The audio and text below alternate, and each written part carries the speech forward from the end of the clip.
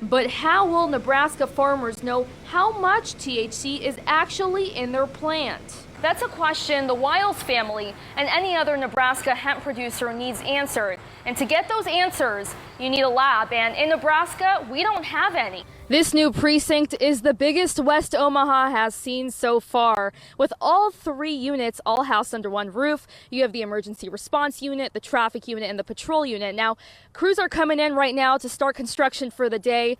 Yeah, fans are starting to come in slowly, and they're ready to come in and eat and drink in those Husker stories with former Husker Clester Johnson and Damon Benning. And the question still remains, how will the team live up to the hype going into this weekend? Not really, but as you can see, the water is pretty deep. I'm ankle deep here, and if I go down any further, that's going to be well above my knees. Thank you so much for being with us today, Brian. Not a problem. And he's actually going to take us in for a little sneak peek of this haunted house. I'm ready to go in if you are. Let's do it. Let's go. Now, there's no actors here with us right now, so we're just going to get a little sneak peek of what it's like, but it's obviously not the full effect. You'll get that if you come in at night. Now, getting in this bucket is a lot harder than it looks. I had to swing in here, and of course you cannot be scared of heights because look how high I am. I'm looking at all of Omaha right now. Now, if you want to come in and play hockey, you're going to need to bring your own gear, but if you want to just come in and skate like me, just come pick up shoes for $2. The Department of Health and Human Services says a person over the age of 65 in Douglas County died from severe lung disease, now making it the 10th state to report a vape-related death. This cute, energetic police canine does it all. Peace recently joined the OPD gang unit and spends most of her time with one officer who says Peace is the best dog he's seen in his whole career. Shocked, very shocked. Didn't think I would live through something like this. You can never be prepared to be shaken awake in the middle of the night with the news that your home is burning down. That's what happened to this couple who was getting married in about 2 months. The Omaha Fire Department says a unit in the building caught fire after smoking materials were discarded on the balcony. Jordan Hollingsworth, his fiance, and their 1-year-old child got out safely, but worried about items still inside. So we have a wedding about 2.5 months away. The wedding dress and the rest of our wedding stuff, some of our wedding stuff, not all of it, there's some back home, but some of our wedding stuff was in the building when the fire was going on. I asked the firefighter if he could go get some of it, and he went and got it.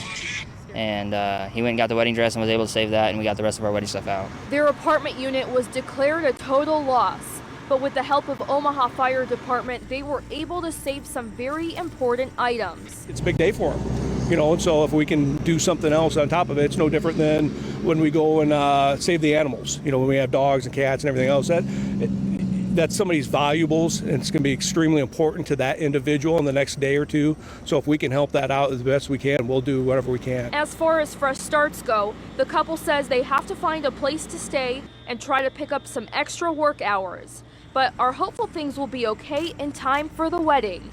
Reporting in West Omaha, Karine Hafuta, 3 News Now. There are more than 100,000 diabetics in Nebraska, and each and every one has a list of expenses to treat a disease they have to live with their whole life. These cost increases can put their health at risk. Okay, this is the insulin pump that gives me insulin every minute of every day, all day long. Type 1 diabetes is a lifelong battle for many like Terry Wieland, and with this disease comes major costs. Today, the price of a vial of insulin is about $350. The average price nearly tripled between 2002 and 2013, according to the American Diabetes Association. Now, some say it's just unaffordable. A type 1 diabetic has to have insulin, or I'd be dead before the day is out. JDRF has been advocating for type 1 diabetics like Wieland, now facing their newest issue, insulin costs. He pays about $400 a month out of pocket for insulin. I've seen insulin change just in the last 2 years, drastically so, that it's so expensive that some people are trying to ration it. That's going to put them in the hospital, and that's going to be another $15,000. And rationing insulin is not the answer to those who can't afford it. Wieland says the drug and insurance companies need to reach an agreement on how to keep the costs low. And State Senator Sue Crawford of Bellevue has taken an interest in the issue and is looking to potentially introduce a bill for lower insulin costs. In studio, Karine Hafuta, 3 News Now.